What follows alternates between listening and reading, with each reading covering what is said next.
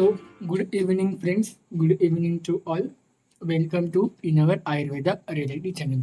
Okay, तो आज से हम चालू करेंगे हमारा न्यू सब्जेक्ट दैट इज रचना शरीर. ठीक है, एनाटॉमी, इसको बोलते हैं एनाटॉमी. ओके, आपको इसमें मॉडर्न प्लस आयुर्वेदा दोनों भी कवर करना है.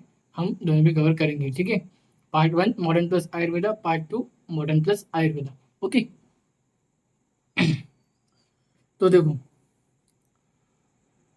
मैं चैप्टर वाइज आपको बताते जाऊंगा कौन से चैप्टर से कितना वेटेज है ये आपके यूनिवर्सिटी एग्जाम में. ठीक है, ये कौन से चैप्टर से कितना वेटेज रहेगा आपके हर एक चैप्टर में का आपको मैं जैसे जैसे चैप्टर पढ़ाते जाऊंगा हर दिन न्यू चैप्टर शुरू होंगे उसी दिन आपको बताते जाऊंगा. ठीक है, तो देखो, इस चैप्टर से पहला चैप्टर आज हम स्टार्ट करेंगे रचना शरीर का पार्ट 1 पेपर 1 रचना शरीर पेपर 1 का फर्स्ट चैप्टर. इस पहला टॉपिक है हमारा शरीरोपक्रमण शरीर. ठीक है, इस चैप्टर में हम पढ़ेंगे सिंपल शरीर के बारे में आयुर्वेद में.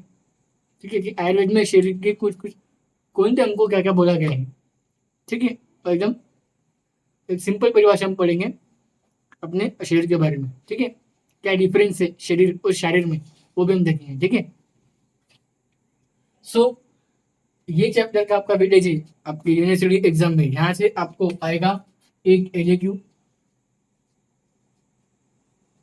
भी आ सकता है, चांसेस 80% है. ठीक है, एक ऐसे क्यू आने के चांसेस 80% है. और एमसीक्यू तो होता ही है, 2 एमसीक्यू आराम से. ठीक है, ये 100%. ओके, ये 3. ये देखो, एक एलक्यू 80% चांसेस. अगर एक एलक्यू आएगा तो 2 एमसीक्यू और एक एलक्यू आएगा. ये चैप्टर से वेटेज समझ लो 10 to 12 मार्क्स, क्योंकि एक एलक्यू 10 मार्क का होता है. डायरेक्ट एलक्यू पूछता है इस टॉपिक से, या तो इस चैप्टर का वेटेज रहेगा 5 to 8 मार्क्स. ठीक है, मोस्ट ऑफ द चांसेस ये होता है 10 to 12 मार्क्स, क्योंकि डायरेक्ट एक एलक्यू पूछता है और 2 एमसीक्यू पूछता है. 10 मार्क का एक एलक्यू और 2 मार्क के 2 एमसीक्यू. ठीक है, मोस्ट ऑफ द चांसेस ये होते हैं. ठीक है, ये बहुत कम होते हैं. ये 80% चांस होता है, ये 20% चांस होता है. ठीक है, इसका. ओके, सो आप इस चैप्टर से 10 to 12 मार्क्स पकड़ के चलो, क्योंकि एक एलक्यू यहाँ से कंपलसरी पूछा जाता है. ओके, सो आपको मैंने बता दिया वेटेज कितना रह सकता है वेटेज आपका. ठीक है, ये वेटेज के हिसाब से आपको पढ़ने का. ठीक है, तो चलो अब मैं आपको अलग टॉपिक कवर करेंगे इस चैप्टर का, शरीर शारीर और शरीर ज्ञान प्रयोजन. ठीक है, ओके, शरीर और शारीर को मिलाकर एक एमसीक्यू पूछा जाता है और शरीर ज्ञान प्रयोजन एक सेपरेट एमसीक्यू आ चुका है और आता भी है. ओके, हम इसको 3 पार्ट में कवर करेंगे. ये चैप्टर को हम 3 पार्ट में कवर करेंगे, पार्ट 1 पार्ट 2 और पार्ट 3 में. ठीक है, तो चलो मैं अब इस चैप्टर को स्टार्ट करता हूँ. ठीक है, आपको मेरी साइड के स्क्रीन में दिख रहे होंगे इसके टेक्स्ट बुक का नोट्स. टेक्स्ट बुक के नोट्स आपको दिख रहे होंगे इस चैप्टर के. ठीक है, मेरे साइड के स्क्रीन में. ओके, तो आप वहां पे ध्यान दीजिए और मैं पढ़ता हूँ. ओके, देखो, मैंने जितने स्क्रीन में दिखा है आप उतना भी अपने नोट्स उतना ही अगर आप नोट्स में नोट कर लेते हो नोटबुक में तो बहुत काफ़ी है. ठीक है, आपको अलग से कोई और नोट्स की जरूरत नहीं पड़ेगी. ओके, ठीक है, चलो स्टार्ट करते हैं. शरीरोपक्रम अर्थात एवं उसके अंग प्रत्यंगों का सूक्ष्म विश्लेषणात्मक अध्ययन. ठीक है, मतलब उसके छोटे छोटे पार्ट्स का हमें क्या करने का है, स्टडी करने का है. ओके, अब पहला टॉपिक यहाँ पे देखो, शरीर. ठीक है, देखो, शरीर की उत्पत्ति क्या बोलिए. शरीर ये शब्द श्रु धातु से बना हुआ है. कौन धातु से? श्रु धातु से. शरीर कौन सी धातु से बना हुआ है? श्रु धातु से बना हुआ है. ओके, श्रु एक धातु है जो आपको याद रखने के नाम उसका. वो आपको अगर ये क्वेश्चन आएगा तो एमसीक्यू में पूछ जाएगा कि शरीर कौन सी धातु से बना हुआ है और ऑप्शन रहेंगे. ठीक है, अब श्रु का मतलब क्या होता है? क्षय होना, मतलब नष्ट होना. ओके, शरीर है किस लिए? नष्ट होने के लिए है, क्षय होने के लिए है. ओके, या तो उस शरीर का क्षय होता है या तो उस शरीर का नष्ट हो जाता है। ठीक है, ये आप सभी को पता है कि जब तक शरीर है तब तक क्षय होगा, जब शरीर नहीं रहेगा तब शरीर का नष्ट हो जाएगा, आखिर में शरीर का नष्ट होना ही होता है। ठीक है, अब शरीर की दो व्याख्या आपको अच्छे से पाठ करने का है। चक्र पंडित के अनुसार दो व्याख्या दी है यहाँ पे। पहली व्याख्या है शरीयते तथा शरीरम। व्याख्या इसको बोले हम, इसको हम अब निरुक्ति, शरीर की दो निरुक्ति आपको याद करनी है अच्छे से। कौन सी? पहली निरुक्ति है शरीयते तथा शरीरम और दूसरी निरुक्ति है प्रतिशरम क्षीरमानम इति शरीरम। ठीक है, ये दोनों भी चक्र पंडित आचार्य ने ही दिया है। ठीक है, ये दोनों भी निरुक्ति ये आपको अच्छे से याद करके रखनी है। इसका मीनिंग क्या है देखो, हर वक्त क्षय होकर नष्ट होता है शरीर। देखो शरीर आखिर में क्या होता है, क्षय होता है, बाद में नष्ट हो जाता है, ये आप सभी को पता है। ठीक है, क्योंकि आखिर में शरीर थक जाता है सारे काम को। ठीक है, शरीर के अंदर जो भी काम होते हैं वो चलते रहते कब तक, जब तक हमारी आयु है। जैसे हमारी आयु खत्म हो जाती है तो हमारा शरीर क्या हो जाता है, क्षय हो जाता है। ठीक है, उसके जो कार्य होते हैं वो कम हो जाते हैं। ओके, कैसे होते हैं? वो कार्य की क्षमता होती है वो कम हो जाती है, क्षय हो जाता है, बाद में नष्ट हो जाता है हमारा शरीर। ठीक है, और आपको पता होगा एनाबोलिज्म कैटाबोलिज्म। ठीक है, कि प्रतिशन अंत में नष्ट होकर उसे शरीर कहते हैं। ठीक है, प्रतिशन हर वक्त जो शरीर क्षय होकर नष्ट हो रहा है उसे क्या कहेंगे, हम शरीर कहेंगे। शरीर में क्षय मतलब एनाबोलिज्म, अपचय, कैटाबोलिज्म, यह प्रक्रिया निरंतर चलती रहती है, आप सभी को पता है। ठीक है, आपने ये मॉडल में भी पढ़ा होगा 10th क्लास में, 11th क्लास में, 12th क्लास में। ओके, इन क्रियाओं से शरीर का क्षरण तथा वृद्धि होती है। बाल अवस्था में वृद्धि प्रमाण अधिक होता है तथा वृद्धावस्था में क्षरण अधिक होता है और अंत शरीर नष्ट होता है। वृद्ध अवस्था में शरीर की जो भी प्रक्रिया चलती रहती है वैसे रहती, क्षय होने लगती है वृद्धावस्था में, जिसके कारण क्या होता है, वृद्धावस्था के बाद शरीर की जो प्रक्रिया है वो अपने आप ही नष्ट हो जाती है। इसी कारण शरीर आखिर में नष्ट हो जाता है, मतलब खत्म हो जाता है। ठीक है, ये थी हमारी शरीर की नृत्य। आपको दो नृत्य याद करके रखने के on the tip of mouth. Okay, अब हम देखेंगे शरीर की व्याख्या किसके अनुसार, चरक के अनुसार। तो चरक के अनुसार ही आपको शरीर की व्याख्या लिखने का है। ठीक है, सुशील के अनुसार नहीं भी लिखे तो चलेगा। और मैंने शरीर की व्याख्या चरक के अनुसार ही आपको दिखाया अपने स्क्रीन की साइड में। ओके, तो शरीर की व्याख्या क्या है, तत्र शरीरम नाम चेतना अधिष्ठान भूतम पंच महाभूत विकार समुदायात्मकम संयोग वाही चरक शरीर स्थान 6/4।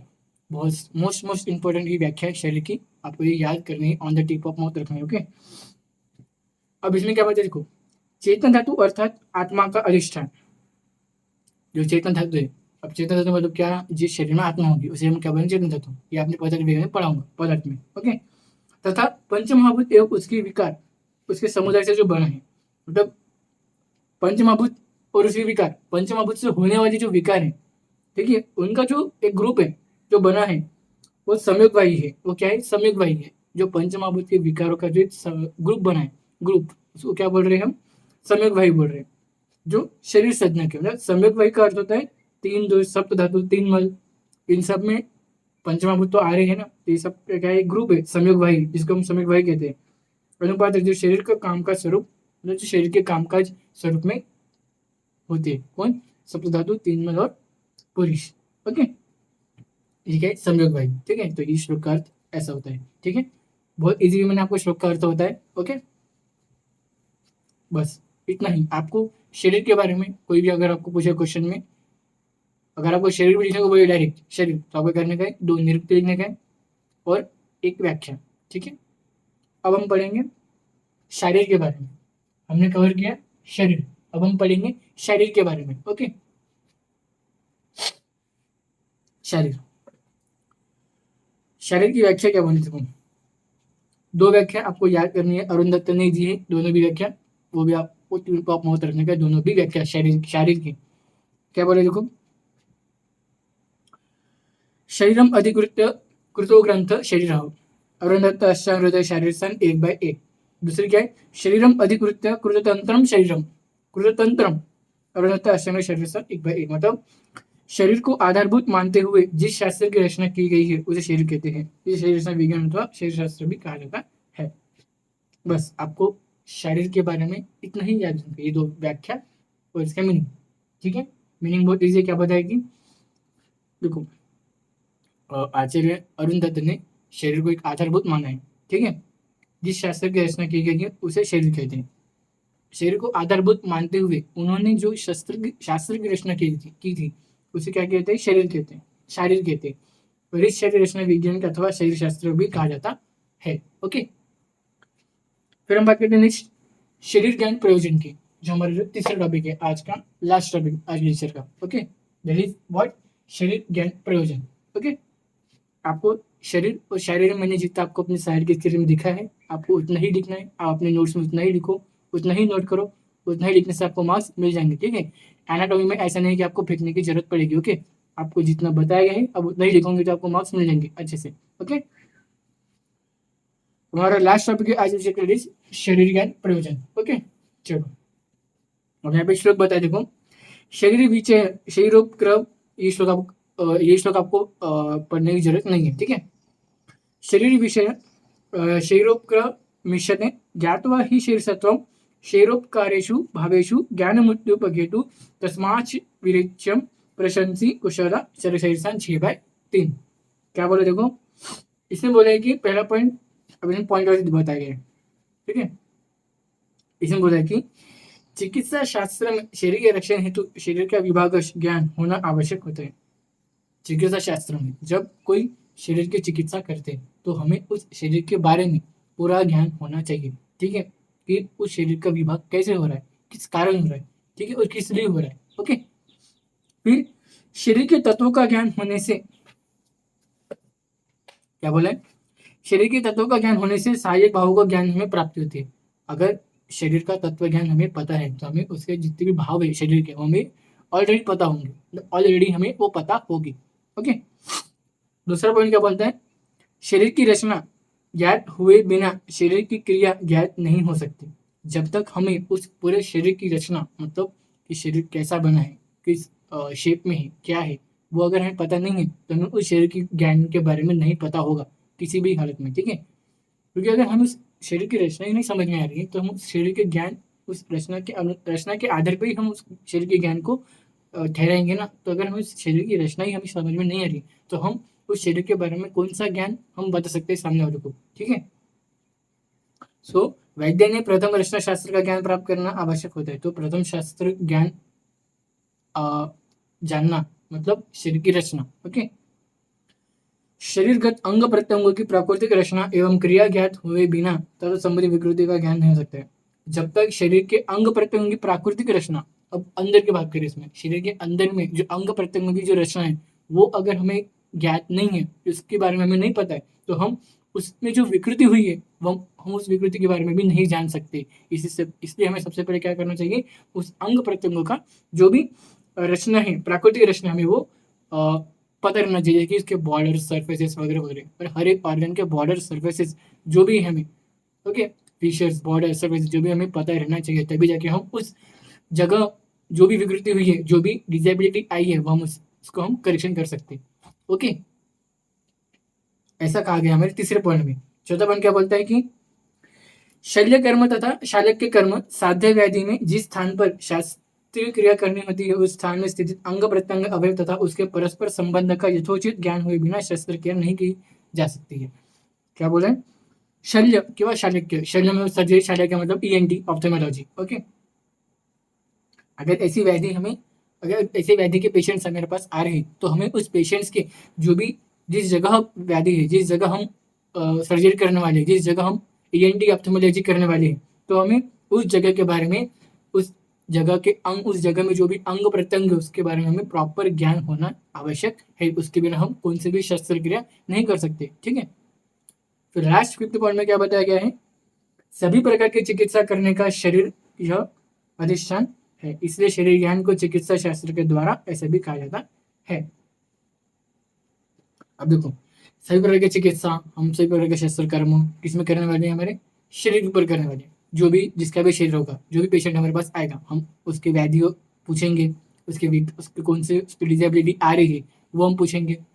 फिर हम सोचेंगे, हमें अगर हमारे पास अगर शरीर रचना का पूरा ज्ञान होगा तो हम उस विकृति को हम क्या कर पाएंगे, सही कर पाएंगे। ठीक है, उस पेशेंट को हम ठीक कर पाएंगे। ओके, तो इसी, तो शरीर एकमात्र अधिष्ठान है पूरे चिकित्सा शास्त्र के लिए, शरीर शास्त्र के लिए, शरीर रचना के लिए, और शस्त्र क्रिया करने के लिए भी क्या है, शरीर ही क्या एक अधिष्ठान है, एक शरीर ही एक प्लेस है जहाँ पे हम सब कुछ कर सकते हैं, ठीक है, जहाँ पे हम सब कुछ चिकित्सा दे सकते, प्रॉपर चिकित्सा दे सकते हैं, प्रॉपर शस्त्र क्रिया चला सकते हैं, ठीक है। तो इसके लिए शरीर को क्या क्या क्या कहा गया है आयुर्वेद में, चिकित्सा शास्त्र द्वार कहा गया है, ठीक है।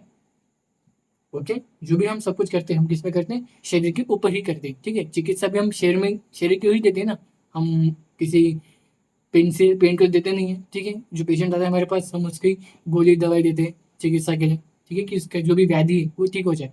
अगर जो भी पेशेंट का, और सर्जरी हम किसी अंग या प्रत्यंग की करते हैं, उसके बालों की सर्जरी हम करेंगे नहीं, है ना। सो वही, तो शरीर एकमात्र अधिष्ठान है, क्षेत्र है, ठीक है, सभी चिकित्सा शास्त्र के लिए। जितने भी प्रकार के चिकित्सा शास्त्र है उसके लिए शरीर का एक प्लेस है, प्रॉपर प्लेस है, ठीक है। तो वो एक ही प्लेस है, शरीर की प्लेस है, ओके। तो इस तरह से हमारा शरीर ज्ञान प्रयोजन हमें बताते हैं, ठीक है, कि हमें क्या क्या ध्यान में रखना चाहिए, ठीक है, जो भी चिकित्सा करते वक्त शरीर में, ओके। सो आज के हमने क्या क्या कवर किया, शरीर कवर किया, हमने शरीर कवर किया, हमने शरीर ज्ञान प्रयोजन कवर किया, ठीक है। मैंने आपको इस चैप्टर का वीडियो जो था आपको इस वीडियो के अनुसार आपको चैप्टर पढ़ने का है, ओके। मैंने आपको जितने स्क्रीन में साइड में लिखा है नोट्स, आपको उतना ही नोट करने का और उतना ही आपको लिखने का पेपर में, ठीक है। मार्क्स मिल जाएंगे, ये मेरी गारंटी, ओके। पार्ट 1 हमने इस चैप्टर का आज कंप्लीट कर दिया, ठीक है, ओके। सो आज का लेक्चर मैं यहीं पे एंड करता हूँ। लेक्चर को एंड करने से पहले बताना दो दो दो दो तीन चीजें।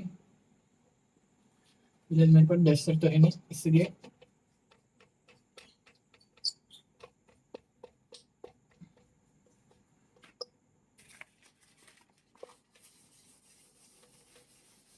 शरीर को लेक्चर को एंड करने से पहले बताना दो तीन चीजें, जो मैं अपने हर लेक्चर को एंड करने से पहले बता देता हूँ, ठीक है।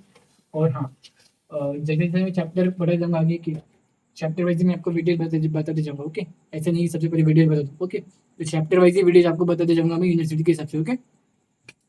सो सभी को पता है हमारा यूट्यूब चैनल श्योर है आयुर्वेदा,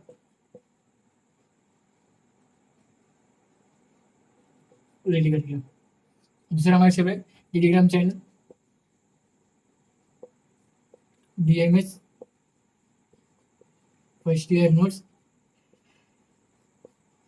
एंड लेक्चर्स, ओके। तो तीसरा हमारा श्योर है व्हाट्सअप का ऑफिशियल ग्रुप, जिसका भी नाम क्या है इसे, BMS first year notes and lectures.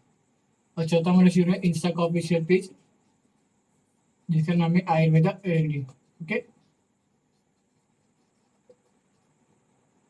YouTube में डेली लेक्चर सब आते हैं, ठीक है, मतलब डेली लेक्चर नहीं आते हैं, एक दिन गैप छोड़ के लेक्चर्स आते हैं और आते रहेंगे, ठीक है, लेकिन रेगुलर आते हैं, ओके।